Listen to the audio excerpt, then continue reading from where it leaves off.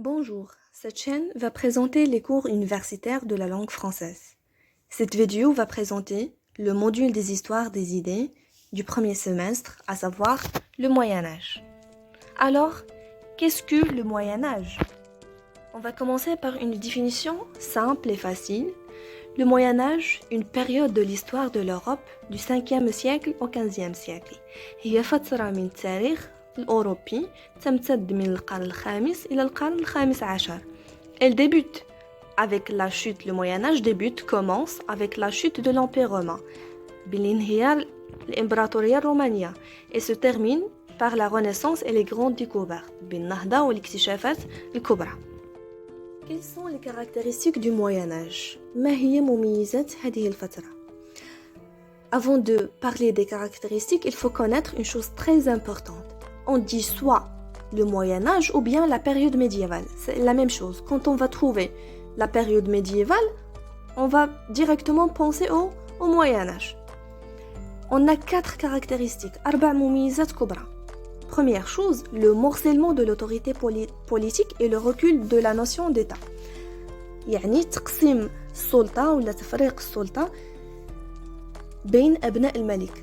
C'est-à-dire بعد وفاة الملك تقسم السلطة بالتساوي على أبناء الملك. هذا الشيء اللي كيخلي أنه l'autorité السلطة كتكون فابل، l'état الدولة كتكون فابل، لأنه عندنا بزاف ديال لي روا، كل واحد يحكم واحد المنطقة. Deuxième chose, une économie à dominante agricole. L'économie se base uniquement sur l'agriculture. الاقتصاد كيعتمد على الفلاحة. Troisième chose, une société cloisonnée entre une noblesse militaire qui possède la terre et une classe paysanne asservie. Alors المجتمع كانوا فيه جوج طبقات، la noblesse النبلاء qui possèdent la terre هما أغنياء وكي يمتلكوا الأراضي، et une classe paysanne اللي هما الفلاحين كيعملوا عند الطبقة الأولى اللي هما النبلاء. C'est pour cette raison-là on parle de seigneurs, الأسياد ou les vassals ou les vassaux pardon. Ce sont les agriculteurs الفلاحين اللي كي يخدموا عند les nobles. Quatrième caractéristique, un système de pensée fondé sur la foi religieuse et défini par l'Église chrétienne. Alors, ces personnes-là s'intéressent beaucoup à la religion chrétienne. كيهتموا بزاف بالديانة المسيحية. Voilà ici une église, كنيسة. Pour terminer, il faut parler des 3 grands moments du Moyen Âge. Alors le Moyen Âge كيتقسم لنا 3 ديال الفترات كبرى. Les historiens répartissent la période médiévale ou bien le Moyen Âge en 3 parties. Le Haut Moyen Âge, le Moyen Âge central et le Bas Moyen Âge. Le Haut Moyen Âge, une période qui va de la chute de l'Empire romain au déclin de la dynastie carolingienne. Le Haut Moyen Âge كيبدا واحد الفترة كتمتد منذ سقوط الإمبراطورية الرومانية إلى بداية نهاية لا ديناستي هي السلالة اللي كتسمى كارولانجيان. On va tout expliquer par la suite. غنتعرفوا على هادشي كامل في les vidéos الماجيين. Deuxième période, le Moyen Âge central.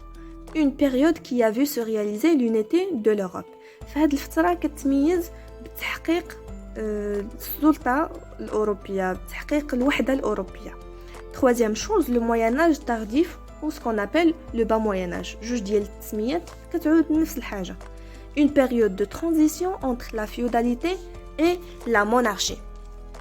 هي واحد الفترة انتقالية من la féodalité la monarchie. Alors الفيوداليتي هو النظام كيلغي مفهوم الدولة، ما كتبقاش عندنا شي حاجة سميتها الدولة، وكيركز لينا على السيادة، على les seigneurs qu'on a déjà parlé في les caractéristiques seigneur vassal. Par contre la monarchie هي واحد السيستم بوليتيك حتى هي نظام سياسي اللي كيعتمد لينا على الملك. يعني الملك كيقوم بكل شيء بدون الحاجة للأسياد، لأنه الفيوداليتي الملك كيكون دائما محتاج، ما يمكنش ليه أنه عنده نفس القيمة مع الأسياد. Du point de vue politique, السياسة avec ses violents changements sociaux, économiques et même artistiques ou بالتغيرات الاقتصادية ou الفنية. Merci pour votre attention. À la prochaine vidéo. J'espère que mon explication ça sera utile et facile pour vous. Bon courage.